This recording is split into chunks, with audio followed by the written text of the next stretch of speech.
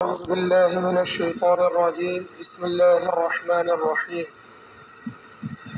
وإذا علم من آياتنا شيئا اتخذها هزوا أولئك لهم عذاب مهين من ورائهم جهنم ولا يغني عنهم ما كسبوا شيئا ولا ما اتخذوا من دون الله أولياء ولهم عذاب عظيم هذا هدى والذين كفروا بآيات ربهم لهم عذاب من رجس عليم صدق الله العلي العظيم শ্রদ্ধেয় সম্মানিত মুসল্লিয়ানে কিরামগণ, আমরা পবিত্র কালামুল্লাহ শরীফের 25 নম্বর পারার সূরা আল জাসিয়ার 9 নম্বর আয়াত থেকে তেলাওয়াত শুনলাম।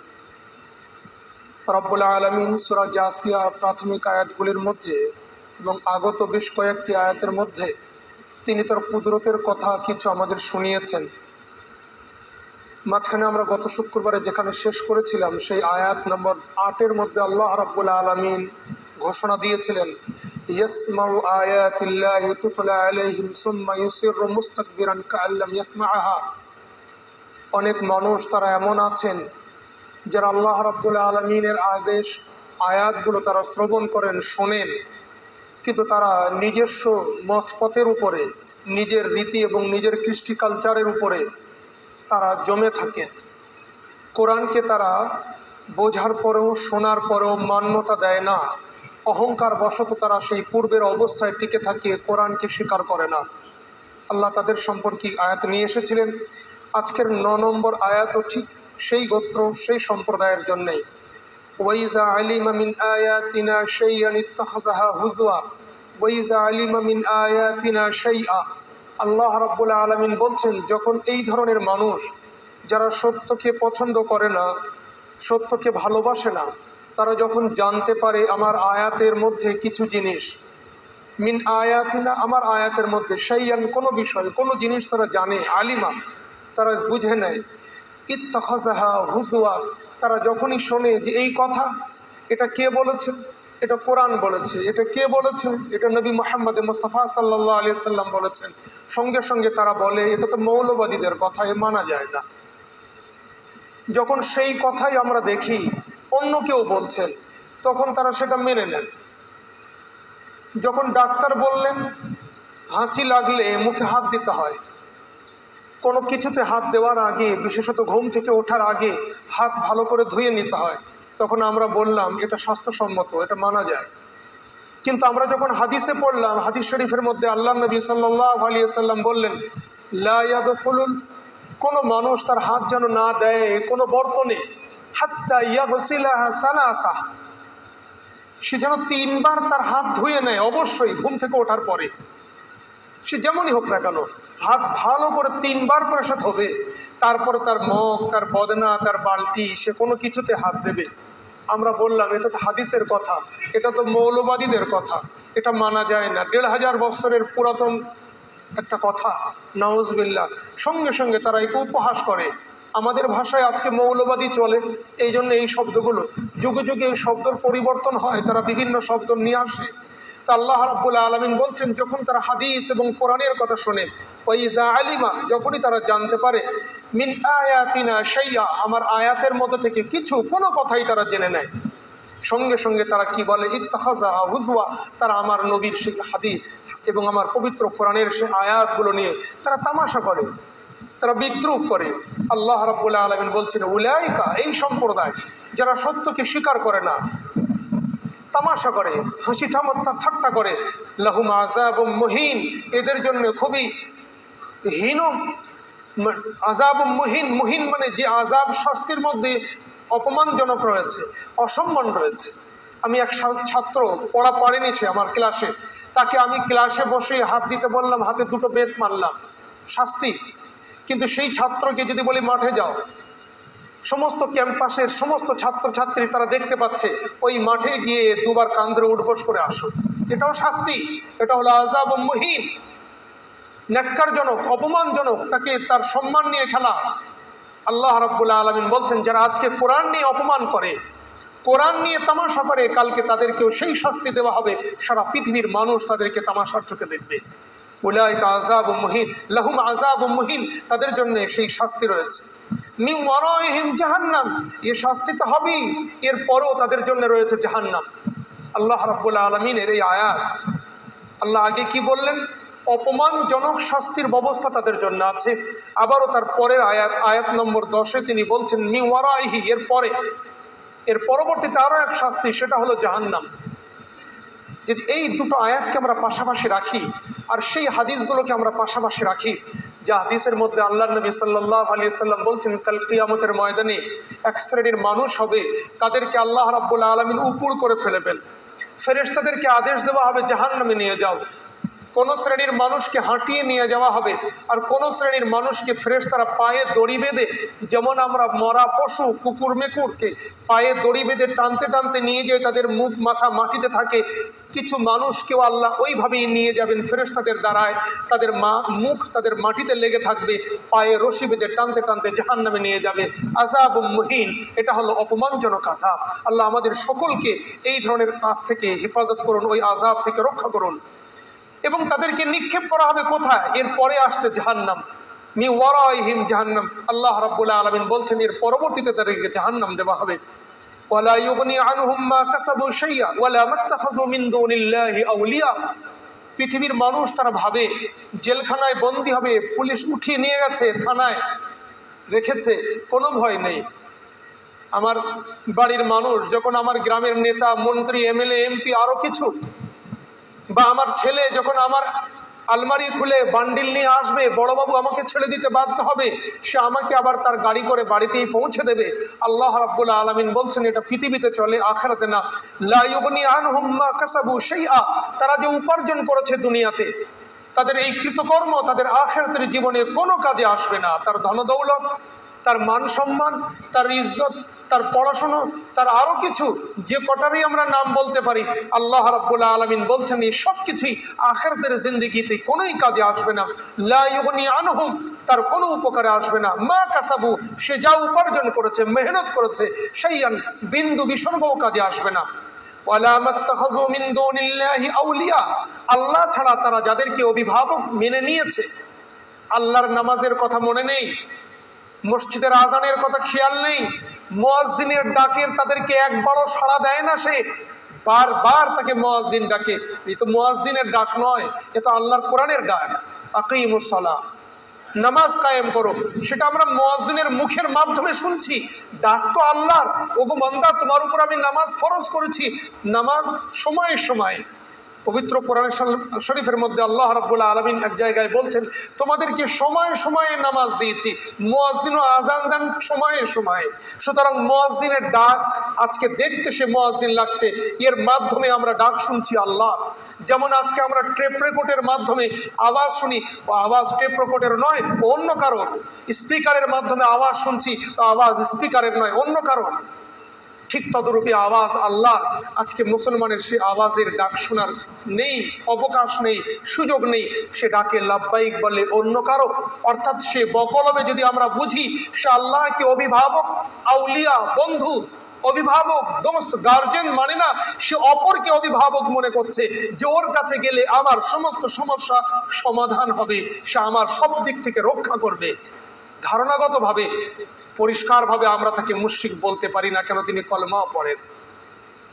তাকে মুশরিক বলা যায় না, উচিত নয়। কাফের বলতে পারি না আমরা, কেউ বললে তিনি ভুল করবেন, কিন্তু তিনি যেভাবে চলছেন চুপ থাকাও যায় না। তার যে আল্লাহর ডাকে যিনি বারবার মুখ ফিরিয়ে নিচ্ছেন, অন্য কারোর ডাকে সমস্যা সমাধানের জন্য ইঙ্গিত পেলেই লাব্বাইক বলছেন, পরিষ্কার ডাকেরও প্রয়োজন নেই, ইঙ্গিত পেলেই লাব্বাইক বলছেন, এই অবস্থায় কি বলা যায়? যদিও তিনি কলমাধারী, তিনি সময় অসময়ে নামাজ পড়েন, তাকে আমরা মুশরিক বলতেই পারি না, মোটেই না, বেঈমানও বলতে পারি না। তাকে এতটুকুনি বলতে পারি আমলহীন মুসলমান। তিনি আমলে নেই, আমলের জিন্দেগি ছেড়ে তিনি দূরে চলে গেছেন।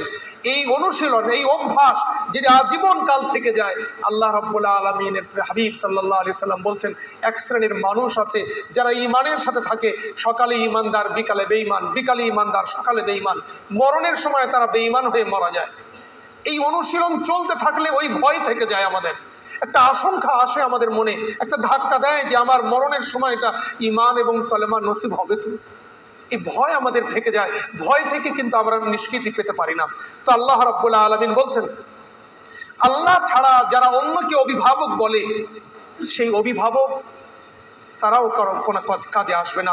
ওয়ালা মাস্তাখাযু, তারা যাকে স্বীকার করে নিয়েছে, মিন দুনিল্লাহ, আল্লাহকে বাদ দিয়ে, আউলিয়া ওয়ালি, অভিভাবক, সেই অভিভাবক তাদের কোনো কাজে আসবে না। ওয়ালাহুম আযাবুন আযীমুন, এবং সেই জাহান্নামের মধ্যে তাদের জন্য খুবই কঠিন এবং বিশাল আযাব রয়েছে। আযীম, খুবই বৃহৎ এবং বড় আযাব, শাস্তি সেখানে রয়েছে। এই আযাব থেকে যদি আমরা নিষ্কৃতি পেতে চাই, এই আযাব থেকে যদি আমরা পথ পেতে চাই, আল্লাহ রাব্বুল আলামিন বলছেন কোন সেই পথ? হাযা হুদা। 11 নম্বর আয়াতের একেবারে প্রথম শব্দ আল্লাহ রাব্বুল আলামিন বলছেন হাযা হুদা, এটাই হলো হেদায়েত। হে পৃথিবীর মানুষেরা, তোমরা জেনে রেখে দাও, এটাই হলো হেদায়েত। ওই আযাব, ওই কঠিন, ওই শাস্তি, ওই অপমান থেকে রক্ষা তোমার সম্পদ বাঁচাতে পারে না, তোমার সম্মান বাঁচাতে পারে না, তোমার পদমর্যাদা বাঁচাতে পারে না, তোমার বন্ধু বান্ধব বাঁচাতে পারে না। বাঁচাবে কি? হাযা হুদা, এই পবিত্র কোরআন হলো হেদায়েত। এর মধ্যে আল্লাহ যে বাণী দিয়েছেন সেটা যদি আমরা বাস্তবে আমলে আনতে পারি, আমাকে রক্ষা করবেন আমার আল্লাহ। আল্লাহ রাব্বুল আলামিন বলছেন হাযা হুদা, এই পবিত্র কোরআন হলো হেদায়েত। ওয়াল্লাযীনা কাফারু বিআয়াতি রাব্বিহিম লাহুম আযাবুম মির রিজজিন আলীম। আল্লাহ রাব্বুল আলামিন আবারও সেই একই কথাই তিনি আবারও বলছেন, ওয়াল্লাযীনা কাফারু বিআয়াতি রাব্বিহিম, যারা আল্লাহর এই আয়াতগুলোকে অস্বীকার করে। অস্বীকারের বিভিন্ন ভাব রয়েছে, বিভিন্ন স্তর রয়েছে। একটা অস্বীকার যেটা আবু জেহেল করত, এক অস্বীকার যেটা আবু লাহাব করত, এক অস্বীকার যেটা অন্যান্য উতবা শাইবা ওয়ালিদ করত। তাদের সামনে কোরআনের আয়াত পেশ করলেই তারা বলে দিত হাযা সিহরুম মুবিন, এটা জাদু, এটা অন্য কিছু, এটা বানানো, এটা গড়া, অন্য কিছু, মানি না আমরা। এটাও একটা অস্বীকার। আর একটা অস্বীকার যারা কোরআনকে স্বীকার করছে, কিন্তু কোরআনের মধ্যে কিছু, যেমন ওয়াসিম রেজভী, আল্লাহ এই মালউনকে যদি হিদায়াত, তার কপালে হিদায়াত লেখা থাকে, আল্লাহ হিদায়াত দিয়ে দেন, নচেত তার কাজের উপযুক্ত শাস্তি তাকে দান করুন। সে বলছে পবিত্র কোরআন ঠিক, বিশ্ব শান্তির জন্য পবিত্র কোরআন এসেছে, কিন্তু পবিত্র কোরআন শরীফের মধ্যে গুটি কতক আয়াত এমন রয়েছে, নাউজুবিল্লাহ, কোনো মুমিন মুসলমান আমরা ওটা বলতে পারি না। সে বলছে এটা মানুষকে সাম্প্রদায়িক কথা, মানুষকে উগ্রতার দিকে, মানুষকে আরো কিছুর দিকে, হিংসার দিকে নিয়ে যায়। সুতরাং এই 26টি আয়াত কোরআন থেকে মুছে দিতে হবে, রিমুভ করতে হবে। এও এক শ্রেণীর মানুষ। আবার কিছু মানুষ তারা আমরা আছি, তারা আমরা বলি যে কোরআনের আলিফ থেকে নিয়ে ইয়া পর্যন্ত, আলিফ লাম আলহামদুল থেকে নিয়ে আর সূরা নাস পর্যন্ত সব সত্য, সব সত্য, একটাও আমি কাজে আনবো না। এটাও আছে আজকে আমাদের শ্রেণীতে। সব স্বীকার করি আমি যে পবিত্র কোরআন নির্ভুল কিতাব, পবিত্র কোরআন হেদায়েতের একেবারে মূর্ত প্রতীকের মধ্যে হেদায়েত রয়েছে। পবিত্র কোরআন আল্লাহর পক্ষ থেকে নবী মুহাম্মদ নিয়ে এসেছেন, মানতে হয়, সবই স্বীকার করি। কিন্তু তারপরেও মনে মনে আমি এটা আমল করব না, আমি তো আমার মতোই চলব। এটাও একটা শ্রেণী। আজকে আমাদের অধিকাংশ ভাই আমরা এর মধ্যেই রয়ে গেছে। এর থেকে আমাদের বাহির হতে হবে। আল্লাহ রাব্বুল আলামিন তাই পবিত্র কোরআন সম্পর্কে 3 বার 3 জায়গায় বলেছেন, যারা আয়াত অস্বীকার করে তাদের, আবারও বললেন যারা আয়াত নিয়ে ইস্তেহজা করে, তামাশা করে, আবারও তিনি বলছেন ওয়াল্লাযীনা কাফারু বিআয়াতি রাব্বিহিম। 3টে শ্রেণী তিনি তৈরি করছেন। পরিষ্কার কোরআন একেবারেই অস্বীকার করা। কোরআন স্বীকার করে কিছু কিছু মানি, কিছু মানি না। পবিত্র কোরআন সবই মানি, আমলে করি না। আল্লাহ আমাদের সকলকে পবিত্র কোরআনকে যেমন অন্তর থেকে মেনেছি আমরা, আমাদের এই অঙ্গ প্রত্যঙ্গের দ্বারাও মানার তৌফিক দান করুন। সেই কোরআনের বহিঃপ্রকাশ যেন আমার শরীরের মধ্যে চলে আসে, সেই কোরআনের বহিঃপ্রকাশ যেন আমাদের আমলে জিন্দেগি, আমার সমাজ জীবনে চলে আসে। আল্লাহ সেই তৌফিক দান করুন। নচেত সেই তো ঘটনা মনে পড়ে যায়, তখন ইংরেজ শাসন আমাদের দেশে, কোনো এক ইংরেজ অফিসার কোনো মুসলমানের কাছে কোরআন শরীফের পড়ার জন্য তিনি চাইলেন। কোরআন শরীফ মুসলমানদের ধর্মীয় গ্রন্থ, তিনি দিলেন তাকে একটা ট্রান্সলেট যেটা ছিল তার কাছে, তিনি জোগাড় করে তাকে দিলেন। তিনি পড়লেন। পড়ার পরে সেই মুসলমান ভাইকে তিনি জিজ্ঞাসা করছেন, বলো তো দেখি ইসলাম কাকে বলে, যেটা তোমরা প্র্যাকটিস করো সেটা, না যেটা কোরআন থিওরি দেয় সেটা? কোরআনের মধ্যে যে থিওরি দেওয়া হয়েছে, যে নিয়মটা বলা হয়েছে থিওরিক্যালি, ওটা হলো ইসলাম, না মুসলমান সমাজ যেটাকে প্র্যাকটিস করছে, যেভাবে তারা জীবনযাপন করছে, এটা ইসলাম? ইসলাম কোনটাকে বলে? কোরআনের মধ্যে আমি যা দেখেছি তা তো কোনো বিকল্প নেই। বিশ্ব শান্তির জন্য, মানব কল্যাণের জন্য, মানবতার জন্য একেবারেই 1 নম্বর গ্রন্থ ওটা। কিন্তু তোমাদের কৃষ্টি কালচার, তোমাদের সিচুয়েশন কি, তোমাদের সমাজের এই যে রীতিনীতি, এটা তো মানা যায় না। আজকেও বাস্তব আমরা তাই। আজ মুসলমান সমাজ পবিত্র কোরআন কি বলে আর আমরা কোথায়? হাদিস কি বলে, ইসলামের কালচার কি বলে হাদিসে এবং কোরআনের মাধ্যমে যেটা, আর আমাদের সমাজ কোথায়? আল্লাহ নবী সাল্লাল্লাহু আলাইহি সাল্লাম মসজিদে প্রবেশ করছেন, তিনি দেখছেন জোরে তেলাওয়াতের আওয়াজ আসছে, চিৎকার করে দেখছেন উমর তাহাজ্জুদ করছেন। আল্লাহ নবী অপর দিকে তাকিয়ে দেখছেন আরো কেউ দাঁড়িয়ে আছেন, কোনো শব্দ নেই। কাছাকাছি গেলেন, কান ঠেকালেন, তাও আওয়াজ নেই। তিনিও তাহাজ্জুদ করছেন। ফজরের নামাজ পড়ে দুজনকে ডাকলেন, একদিকে উমর, একদিকে আবু বকর রাদিয়াল্লাহু তাআলা আনহুমা। হে আবু বকর, তুমি এত মিনমিন করে কেন পড়ো যে তোমার পিঠে কান লাগিয়েও শুনতে পারি না? আবু বকর বললেন, আমি সেই আল্লাহকে শোনাই যিনি মনের খবর জানেন, যিনি হৃদয়ের মধ্যে আমার স্পন্দন কতবার হচ্ছে এই আওয়াজ যিনি স্পষ্ট শুনতে পারেন, সেই আল্লাহকে শোনানোর জন্য আমার নামাজের তেলাওয়াত উচ্চ স্বরে করার কোনো প্রয়োজন নেই, আমি আপনার কাছে শিখেছি। হে উমর, তুমি কেন জোরে পড়ছিলে? ওগো আল্লাহর হাবিব, আপনার মুহাজির সাহাবা যারা মক্কা থেকে সবকিছু ত্যাগ করে মদিনায় এসেছে, তাদের বাসস্থান নেই, ঘরের ব্যবস্থা নেই, তারা এই মসজিদেই শুয়ে থাকে। আল্লাহ আমাকে ঘুম ভাঙিয়ে দিয়েছেন, এত বড় সৌভাগ্য যে আমি তাহাজ্জুদ করতে পারছি। আমার ইচ্ছা যে আমি একটু জোরে কেরাত করি, এই জোরে কেরাতের মাধ্যমে হয়তো কোনো ভাইয়ের ঘুম ভাঙিয়ে যাবেন, তিনিও তাহাজ্জুদের অংশগ্রহণ করবেন। আল্লাহ নবী সাল্লাল্লাহু আলাইহি সাল্লাম বললেন, আবু বকর একটু আওয়াজ করে পড়বে। পবিত্র কোরআনের সঠিক উচ্চারণ যদি মানুষ একটু মনে মনে পড়া নয়, মুখে উচ্চারণ করলে পবিত্র কোরআন কেরাত করতে হয়। কেরাত মানে পড়া মানে জিহ্বা দিয়ে উচ্চারণ, সঠিকভাবে উচ্চারণ করলে আল্লাহ সেটা পছন্দ করেন। আল্লাহর কিতাব যত সঠিক উচ্চারণ হবে সেটা ভালো। হে উমর, তুমি আওয়াজ আসতে করবে, আল্লাহ তোমাকে সুযোগ দিয়েছেন, তুমি ইবাদত করো। এটা তো ফরজ ইবাদত নয়, কম্পালসরি ইবাদত নয়, এটা তো ফরজ নয়, এটা তো নফল ইবাদত। তুমি তোমার মতো করো। এদের মধ্যে অনেক মুটে মজদুর রয়েছে, সারাদিন মেহনত করে, রাতের নিদ্রা যদি তার ভেঙে যায় তার কষ্ট হবে। আঘাত করো না কাউকে নফল ইবাদতের জন্য। এই হাদিসকে যদি সামনে রাখি, আর বর্তমান সমাজ, মুসলমান সমাজের একটা চিত্র যদি, যেটাকে আমরা মিলাদ বলি, জলসা বলি, ইসালে সাবাব যাই বলি না কেন, এটাকে সামনে রাখি, কোথায় আছে হাদিস? কোথায় আল্লাহর নবীর তরিকা? কোথায় আর আমার সমাজের তরিকা কোথায়? জলসা আমি নিজে এক জায়গা থেকে ফিরে এসেছি, দাওয়াত নেওয়ার সময় বলেছি ভাই লোক যদি থাকে মিলাদ করবো, নচেত করবো না। বলে হুজুর আমাদের পাড়া ছোট, তোমরা যে কজন আমাকে দাওয়াত করছো এই কজন যদি থাকো তাও আমি কিছু বলবো। গেছি, তারা কেউ নেই। ফোন লাগালাম, হুজুর আমি বাজারে চলে এসেছি, অথচ মাইক বাজছে একেবারে ভাঙড়ের এপার থেকে শোনা যায়, একজনও লোক নেই। আমি নিজের কথা বলছি, অপরের কথা কি? মাইক তো এ মাথা থেকে ও মাথা পর্যন্ত চিৎকার দিয়ে, যত ভলিউমের থাকে ইউনিট যত ঘোরানো যায় ততটা ঘুরিয়ে রাখি। কেন? মানুষকে হিদায়াতের কথা শোনাবো, এই তো উদ্দেশ্য। মানুষকে তাহাজ্জুদে অংশগ্রহণ করবো, এই তো উদ্দেশ্য উমরের। আমারও তো উদ্দেশ্য ভালো, কিন্তু নবী ওখানে কি বললেন? আজকে আমার সমাজে, আমার পাড়ায় নেই কি কোনো অসুস্থ মানুষ? আমি শুনছিলাম কাঠালি আমাদের মানে স্কুলের কোনো মাস্টারমশাইয়ের সাথে স্কুল টিচারদের এক জায়গা প্রোগ্রাম হয়েছে। সেই টিচারদের মধ্যে একজন টিচার তিনিও গিয়েছেন হার্টের রোগীর, যেখানে আমন্ত্রণ পেয়েছেন তারা, যেখানে তাদেরকে ইনভাইট করা হয়েছে সেই বিয়ে বাড়িতে তিনি গিয়ে দেখছেন ডিজ বাজছে, ওই যে বড় বড়, তার বুকের যন্ত্রণা শুরু হলো, তিনি খেতেই পারলেন না কিছু। বাড়িতে এসে তাকে চিকিৎসা করানো হলো, সেখানেও তিনি শুয়ে পড়েই থাকলেন, তাকে অ্যাম্বুলেন্স করে বাড়ি নিয়ে আসতে হয়েছে। এই অসুবিধা, এই অসুস্থ মানুষ তো আমাদের পাড়াতে আছে। সেই সমস্ত মানুষদের কথা শিক্ষা কোনো কোনো চিকিৎসালয়ে, যেগুলো মানে আবাসিক চিকিৎসালয়, নার্সিংহোমের পাশে মাইক দিয়ে বা আরো কিছু, কি করে সম্ভব এটা আমাদের জন্য? কি করে যে সম্ভব হয় ভেবেই পাই না আমরা। আল্লাহ রাব্বুল আলামিন সকলকে হিদায়াত দান করুন, বোঝার তৌফিক দান। অবশ্যই মিলাদের প্রয়োজন, ধর্মীয় আলোচনার অবশ্যই প্রয়োজন রয়েছে, নচেত যারা আমরা শিখতে পারিনি কোথায় যাব আমরা? কিন্তু তার মানে এই নয় আমি 10 জন এখানে বসেছি আর 1000 লোকের নিদ্রা আমার ভেঙে দেবো, মানে 2 মাইল পর্যন্ত মাইক বাজিয়ে দেবো। এটা কোন কালচার, কোন সেই নীতি? তা আল্লাহ রাব্বুল আলামিন আমাদের প্রত্যেককে কোরআনকে বোঝার তৌফিক দান করুন। কথা উঠেছিল সেই ইংরেজ অফিসারের কথা, তিনি পবিত্র কোরআন পড়েছেন আর মুসলমান সমাজকে তিনি দেখেছেন, তিনি বলছেন ইসলাম কোনটা ভাই? পবিত্র কোরআনের লাইনে লাইনে যেটা লেখা আছে, যেটা আল্লাহ প্রদত্ত গ্রন্থ, সেই কিতাব, এটা হলো ইসলাম? না যেটা তোমরা অনুশীলন করছো, তোমরা যেভাবে জীবনযাপন করছো এটা ইসলাম? কোনটা ইসলাম? এই প্রশ্ন আজকেও যেন আমাদেরকে সকলকেই আমাদের পরিবেশ আমাদের কানে কানে জিজ্ঞাসা করছে, ইসলাম কোনটা? আল্লাহ আমাদের তৌফিক দান করুন।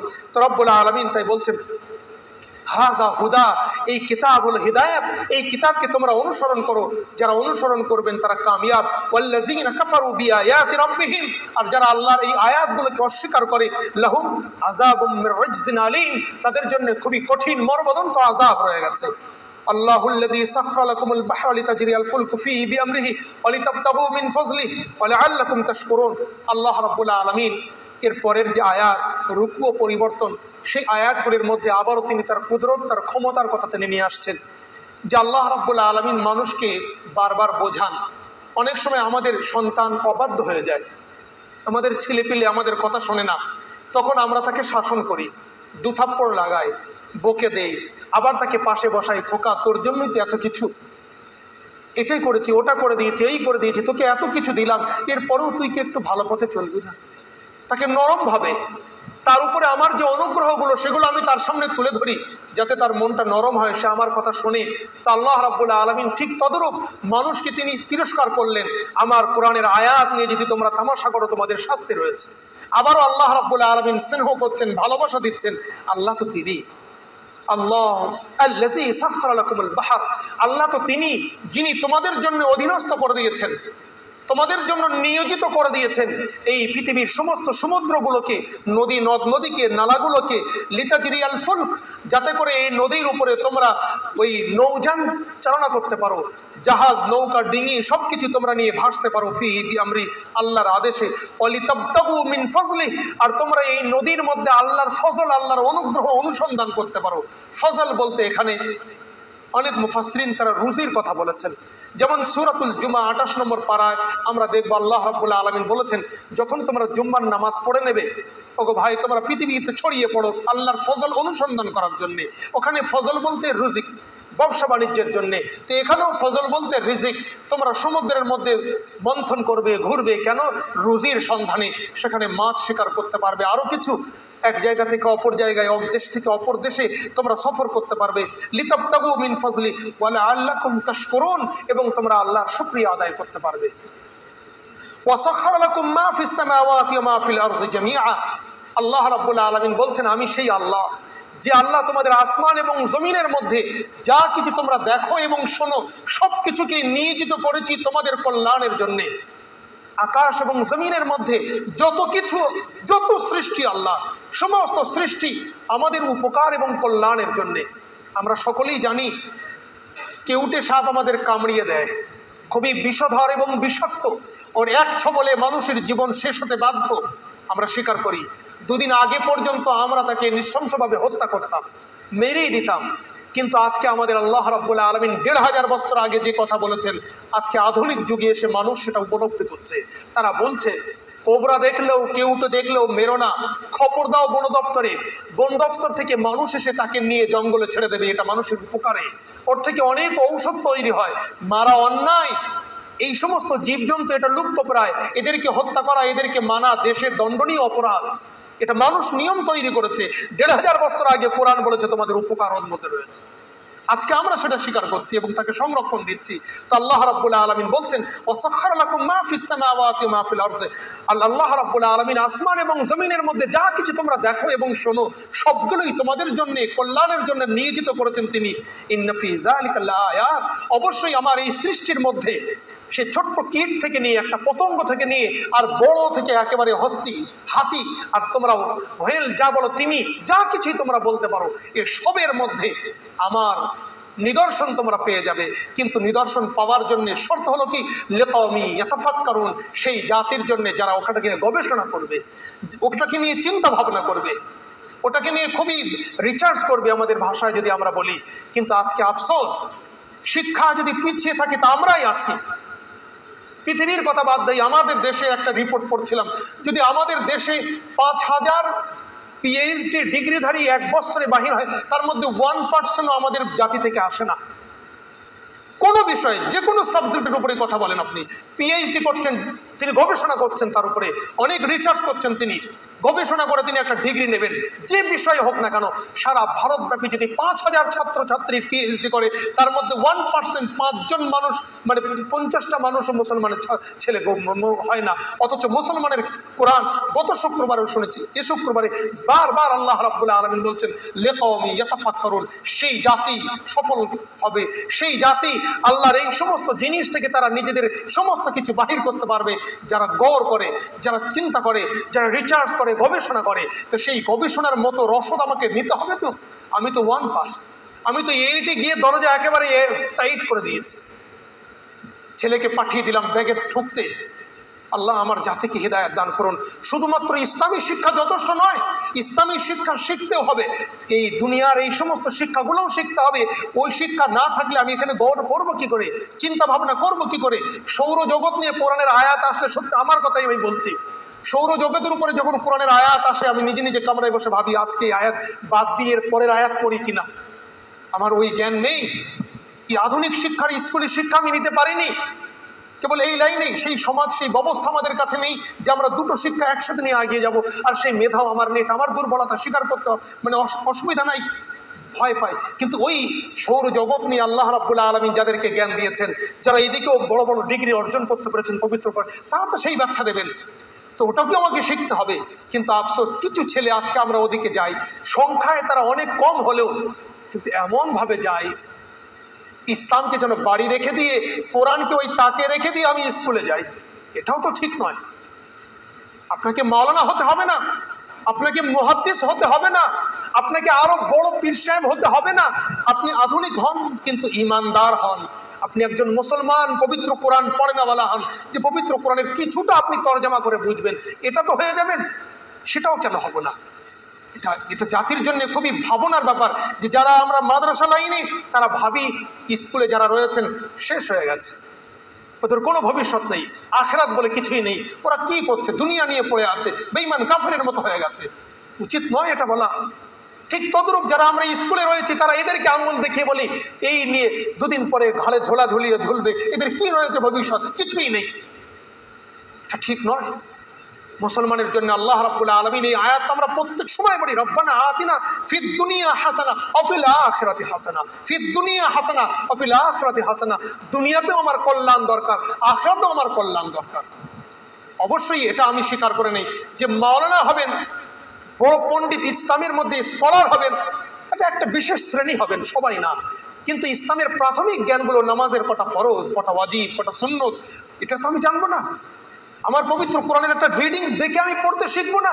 এই বেসিক জিনিসগুলো আমার হবে না? আমি স্কুলে পড়ি, ঠিক তদরূপ আমি মাদ্রাসায় পড়ি, আমি যোগ ভাগ বিয়োগটা আমি জানবো না? আমি একটা ট্রেনের টিকিট কাটতে গিয়ে একটা ফর্ম ফিল আপ করতে পারবো না? কোথায় কি একটা পয়সা ডিপোজিটিং এর জন্য যাচ্ছে ব্যাংকে গিয়ে তাকিয়ে আছি, কে কখন তার স্লিপটা লিখে খালি হয়েছে, স্লিপটা আগিয়ে দেবো? আমি একটা নোটিশ লেখা আছে, আমি একটুখানি পড়ে নিতে পারবো না? আমি মাওলানা? এটা কি করে সম্ভব? এই যে আমরা একটা ধারণার মধ্যে পড়ে পড়ে এমন জায়গায় চলে গেছি, দুটো মেরুকরণ তৈরি করেছি, এটাকে একদিকে ঠেলে দিয়েছে, ওটাকে আর একদিকে ঠেলে দিয়েছে। আল্লাহ রাব্বুল আলামিন